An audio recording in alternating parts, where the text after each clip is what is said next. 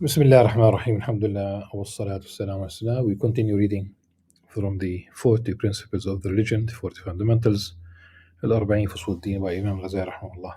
ونفعنا به دارين آمين آمين آمين. Treating the filthy trait of pride.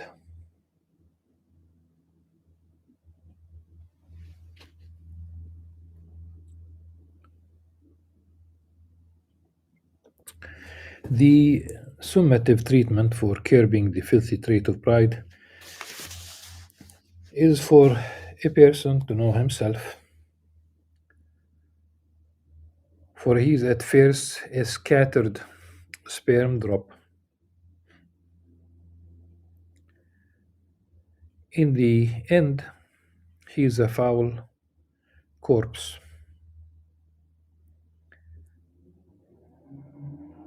And between these two, he carries filth.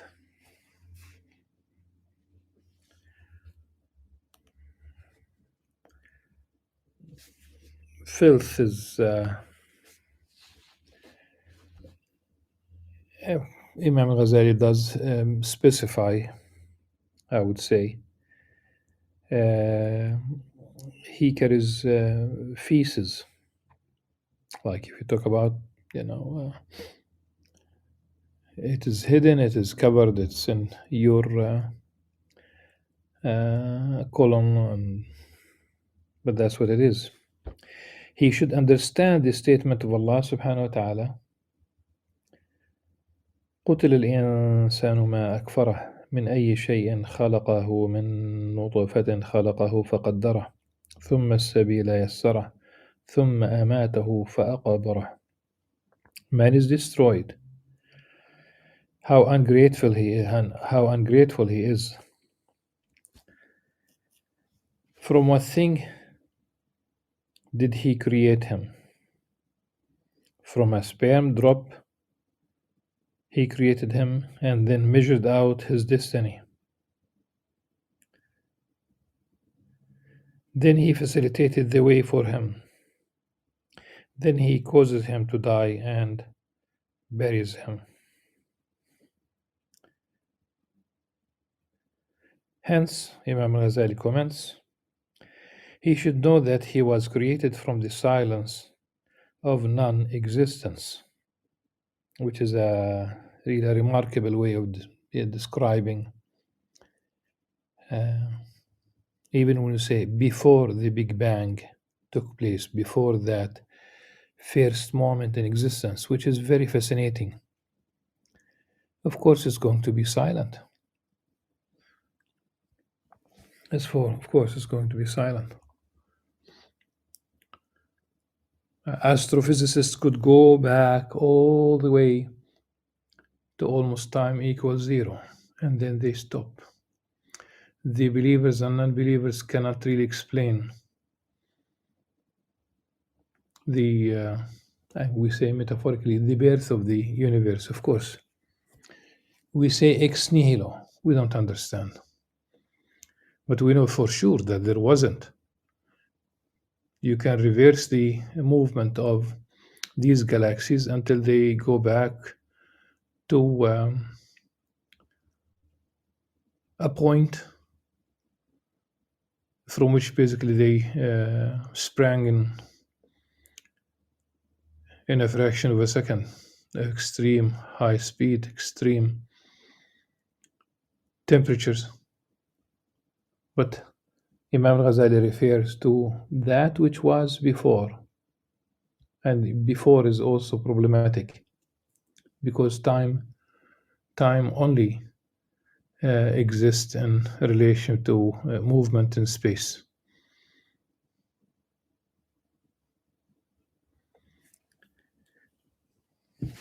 This is the meaning of Katm al-Adam, silence of non-existence, and was nothing. Hence, he should know that he was created from the silence of non-existence and was nothing, not even mentioned, and there is nothing that is less than nothingness. Thereafter, Allah subhanahu wa ta'ala created him from dirt. earth, then a drop of sperm, then a clinging form, then a piece of flesh. He had no hearing and no sight, no life and no power. Allah created all of that for him, yet he is still deficient in the extreme. Sickness and disease overcome him, and his natural components are in opposition to one another, some of them destroying others. He becomes sick against his will, hungry against his will, thirsty against his will. He wants to know a thing, yet is ignorant of it. He wants to forget a thing, yet remembers it. He dislikes something that benefits him and desires something that harms him. Of course. وعسى أن تكرهوا شيئا وجعل الله فيه خيرا كثيرا.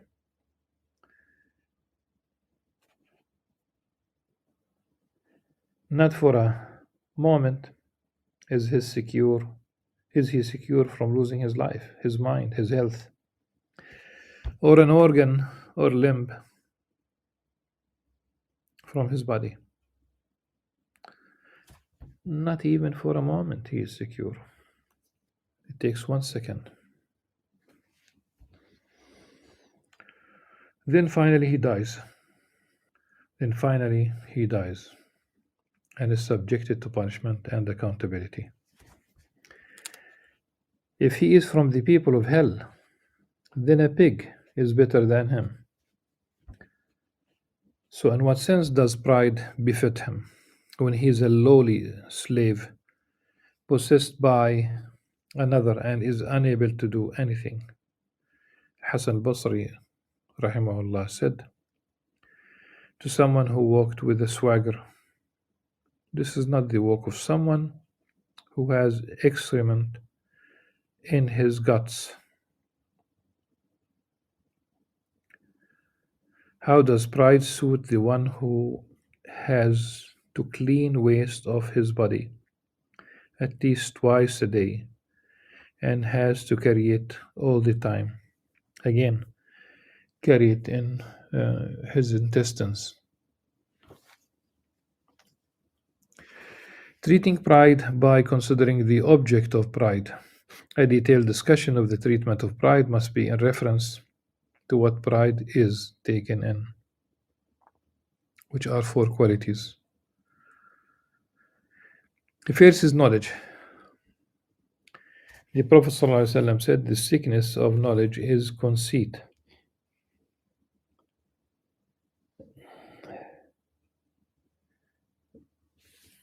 Okay. First of all,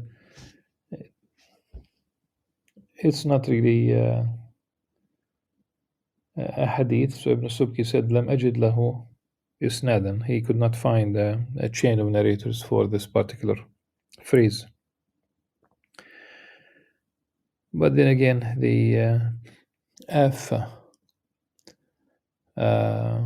really it is that which destroys true knowledge. And we don't talk about technical knowledge, really.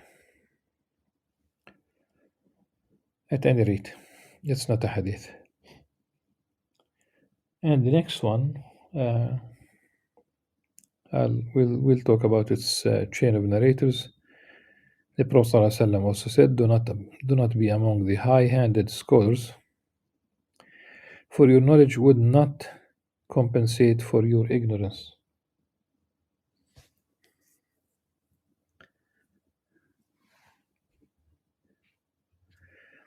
This is not a hadith. It has been narrated all the way to Umar al-Khattab, but again, even that chain is very weak. It's not the Prophet ﷺ. You'll find that it's been attributed to Sayyidina Umar al-Khattab, but the chain narrator is very weak. It is rare that a scholar is free from the sickness of pride. Indeed, he sees himself as being above people with his knowledge, which is the most honorable virtue according to Allah subhanahu wa ta'ala.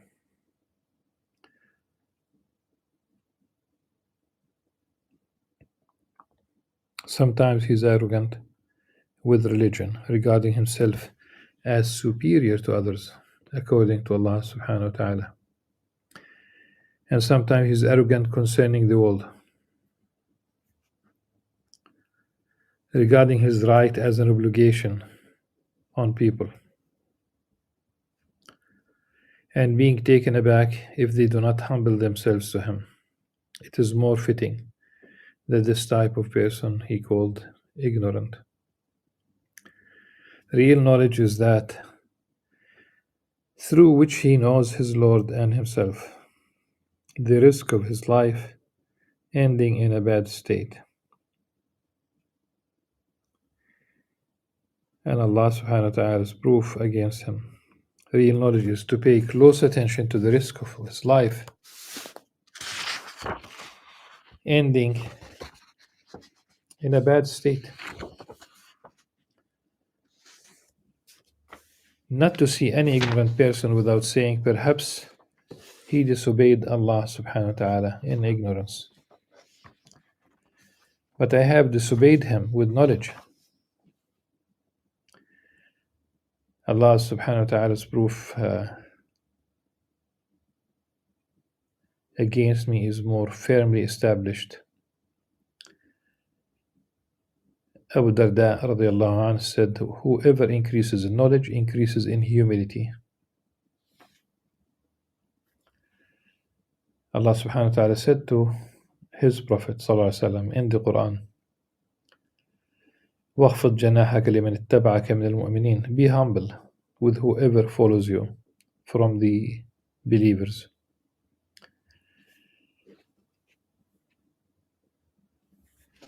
In the following hadith is not really a hadith. It has been attributed to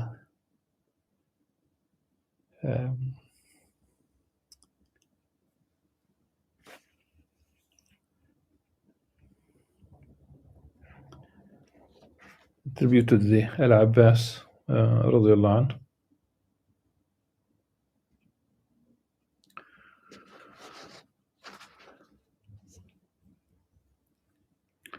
There will be a people who recite the Quran, yet it will not pass their throats. It does not touch their hearts. That's the meaning.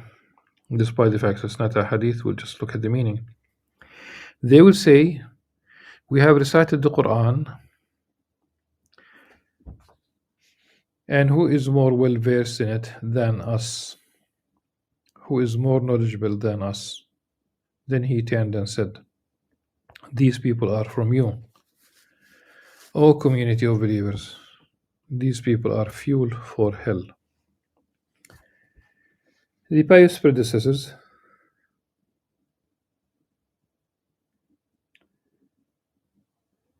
in a short comment by Imam Al-Ghazali before he turns to Sayyidina Hudayfa radiallahu anh, the pious predecessors would strongly warn against this, to the point that Hudayfa radiallahu anh once led some people in prayer. When he closed the prayer, he said, you must either choose an imam other than me or pray individually. I sensed within myself that there was no one among the people better than me.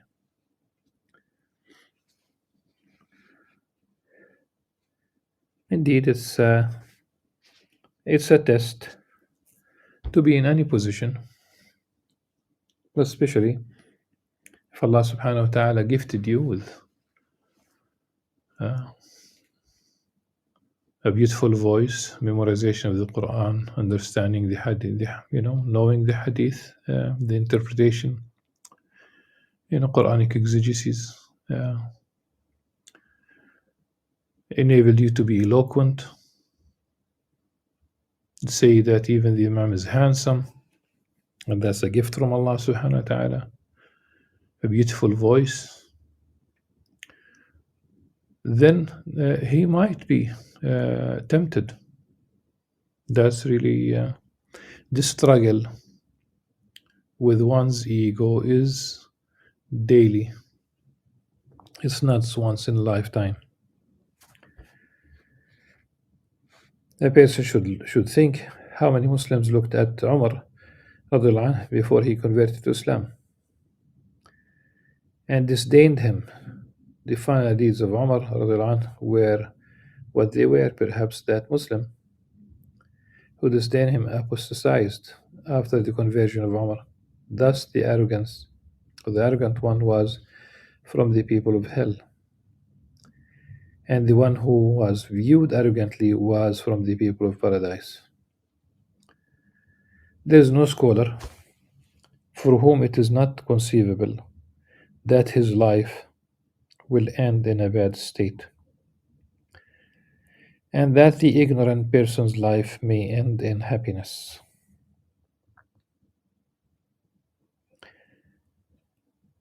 How can there be any arrogance while knowing this?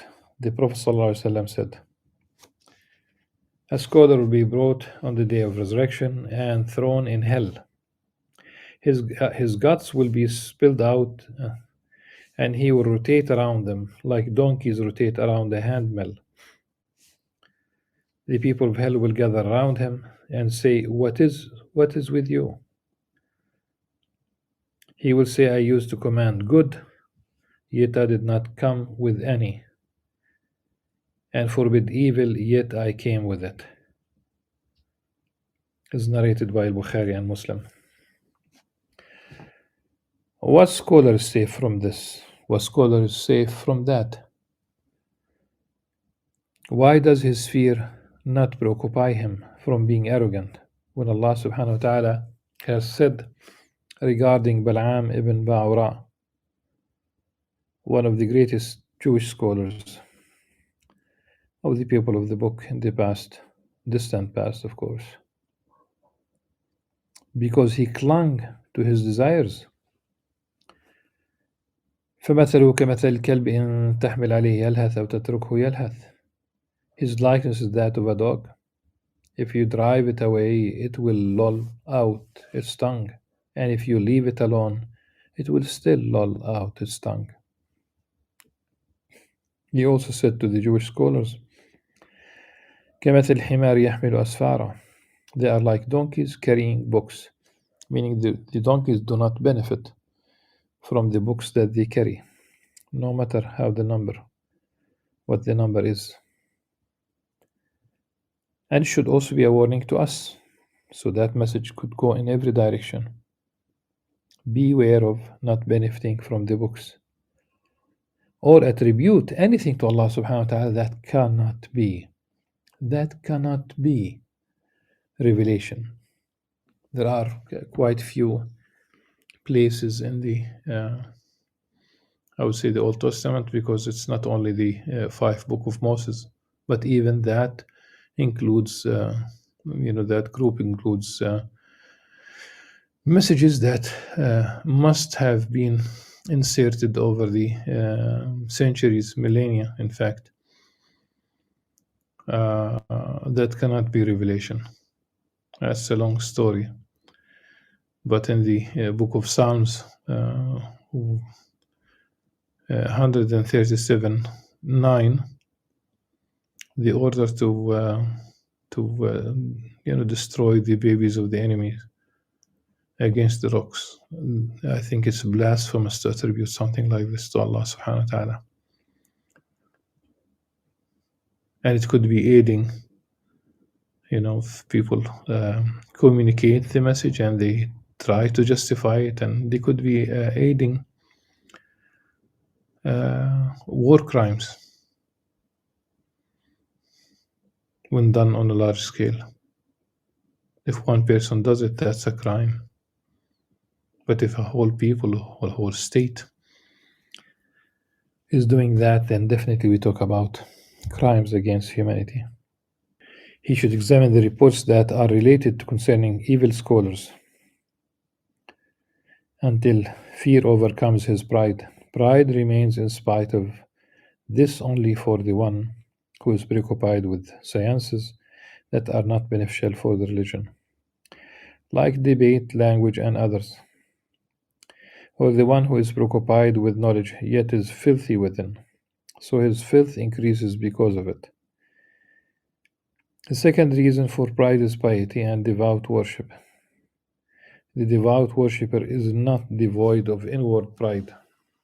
The foolishness of some of them has even gone to the point that they regard people's misfortunes and triumphs as being because of their miracle working. Thus, whoever dies or becomes sick, they say about them, "You have already seen what Allah has done to him." They might say, if they are offended, "You will see what will happen when you cross me." These fools do not know what a group of disbelievers assaulted the prophets and did harm to them, yet they were given plenty in this world, and vengeance was not taken upon them. Indeed,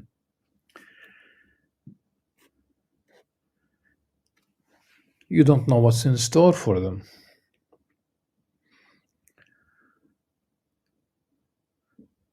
Some may have converted to Islam and attained happiness in this world and the afterlife. And the usual example that I give is the uh, Dutch member of the parliament, the Geert Wilders party, which made it, that they made it incumbent upon themselves to demonize Islam, dehumanize Muslims, produce, media, whether we talk about movies or against Islam, against the Prophet sallallahu alaihi wasallam. And one of those members of the parliament, in his search, just looking for something to use it against Islam and Muslims, while reading about the Islamic literature, he was convinced that really Islam is right, and he became Muslim. And I saw a picture of him in Mecca. He was honored by doing a little bit of embroidery of the cover of the Kaaba, which is a beautiful thing. So look at him, how he changed course. You never know. You never know what's in store.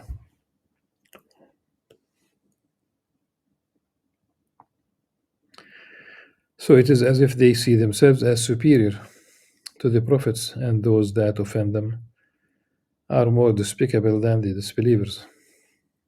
The right thing for a devout worshipper is to do when he looks at a scholar is to be humble with him due to his ignorance.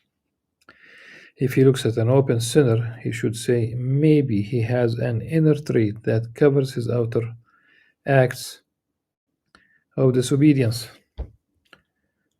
And maybe there is envy, ostentation, or an inner filth for which Allah subhanahu wa ta'ala despises me, and thus will not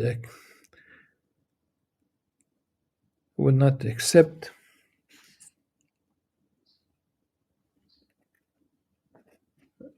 should be will not accept my outer deeds.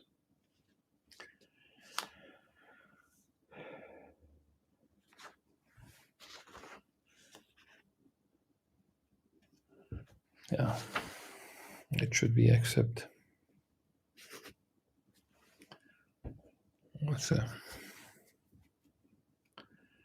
That's a mistake. Allah subhanahu wa ta'ala looks at the hearts, not the forms. And among the inner filth of the heart is pride. It has been narrated that a man from the children of Israel who was called the profligate of Israel, like he's the rejected, if you will, due to his extreme corruption. He was ostracized, sat with the devout worshipper of the children of Israel, The profligate said, perhaps Allah subhanahu wa ta'ala will have mercy on me through this his blessing, the blessing of this devout worshipper. The devout worshipper said to him, how could the likes of this open sinner sit with me? He said to him, get away from me. So Allah subhanahu wa ta'ala revealed to the Prophet of that time, go to each of them and tell them to start anew, for I have forgiven the profligate and annulled the deeds of the devout worshipper. It is narrated that a man stepped on the neck of a devout worshipper of the children of Israel while he was prostrating. He said to him, get up, for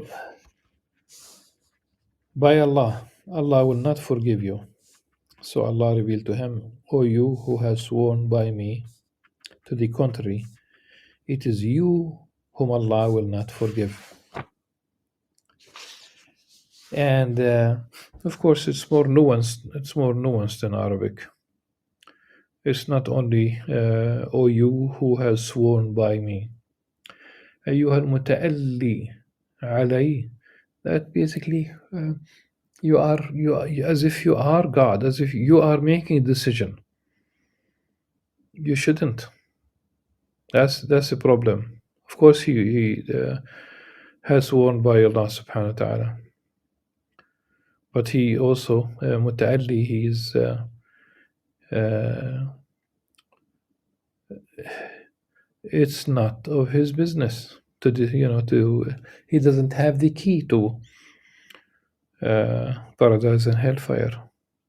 He is not the judge on the day of judgment. That's the problem with it.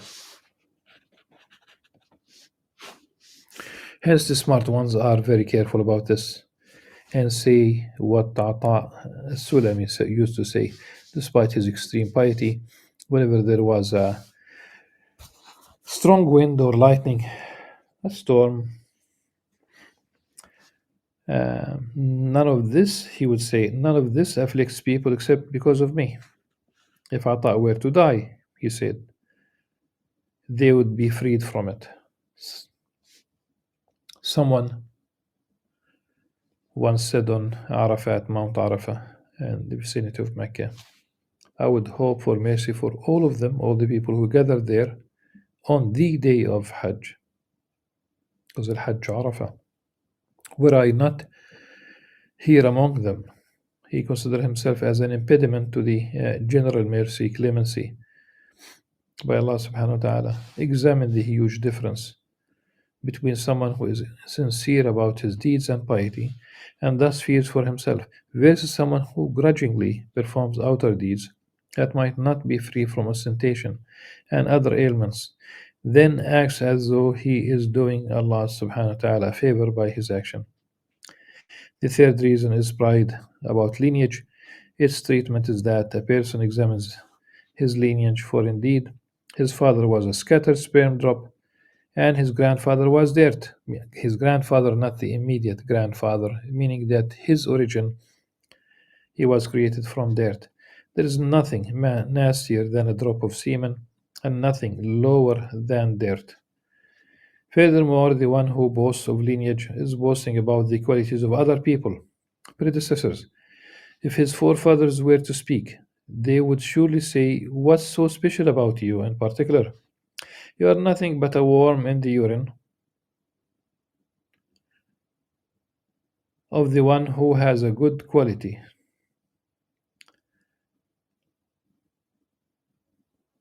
For this reason, it is said, if you boast about high born forefathers, you have told the truth, but what an awful thing they produced. Meaning, yes, your forefathers were excellent, but look at their offspring, and not that good.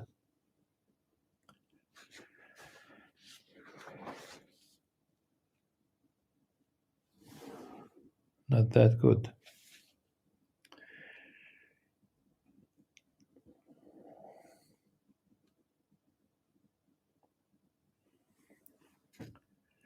How can someone be arrogant about having the lineage of wealthy people when they might be burned to ashes in hell and would wish to be pigs and dogs just to get out of the plight they are in.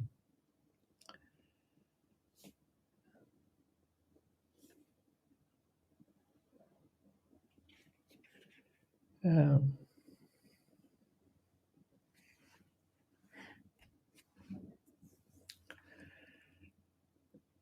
but let's remember theologically. I'm just simply because when he said burn to ashes, one might have the image that that's it. People will be burnt and then they will disappear. No, their skins. The Quran is their skins will be renewed, so that they. And you know very well that the how pain is perceived. You need to have the skin. You need to have the sensors. That is granted. How can someone be arrogant about having the lineage of religious people when they themselves were never arrogant? Their honor was through their religiousness, their piety, and part of that religiousness was humility. One of them would say, "If only I were a piece of straw," or "If only I were a bird." All of them were preoccupied with fear of the disastrous end that would result from pride, despite their knowledge and their works. So, how could someone who is bereft of their qualities be arrogant about having their lineage? The fourth reason is pride due to wealth, beauty, or having followers. Pride due to these things is ignorance, for indeed they are not innate qualities, but by this I mean wealth and having followers. How can someone be arrogant about a quality for which the hand of the thief and the robber is outstretched? Uh, of course, wealth could practically disappear, people could become bankrupt. How can someone boast about beauty when a month's fever spoils it and smallpox removes it? A month's fever? Why a month today? I give the example. If really physical beauty without the heart, the inner, that the soul, the spirit. Uh, so the soul not really reflecting that beauty, or in fact, contrary to that beauty. I say so. This if someone marries a woman only because of her looks, and she is definitely she has all these negative personal traits, like the character is really bad, but he did not care because of the beauty, physical. And let's say that he was driving a little bit speeding, she ignored the requirement of buckling up. So, and out of a sudden, he is he saw the red, he saw the green light turning orange. He should have stopped, but he continues, and he slams he speeds up a little bit more even, and he slams into another truck that was passing from the other side, and she goes through the windshield. She doesn't die, but her face now is destroyed beyond recognition, and you can do nothing about it. No cosmetic surgeries could fix that. It takes 1 second, not a month.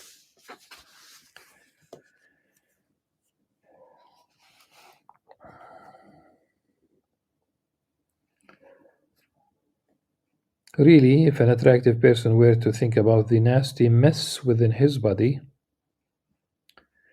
it would astonish him such that he forgot his superficial adornment. If an attractive person were to neglect taking care of his body through bathing and cleaning for a week, he would become nastier than a corpse, a dead body. Bad breath, body odor, stench of waste, grossness of dirt, snot, and rome. In what sense can a rubbish dump boast about its beauty? A human being is in reality a rubbish dump, for truly he is a source of nastiness and filth. But Alhamdulillah for the guidance, the Sunnah, through which we cleanse, but we should always tend to the beauty, like of the heart, meaning that the cleansing, yes, cleaning and cleansing the outer uh, dimension, if you will, is important, but cleansing the heart is most important. So, inshallah, we are done with the with this fundamental, with pride. And tomorrow, inshallah, we'll deal with the 9th principle, 29th, self-admiration, al-ujb. سبحانك اللهم وبحمدك نشهد أن لا إله إلا أنت نستغفرك ونتوب إليك. السلام عليكم ورحمة الله وبركاته.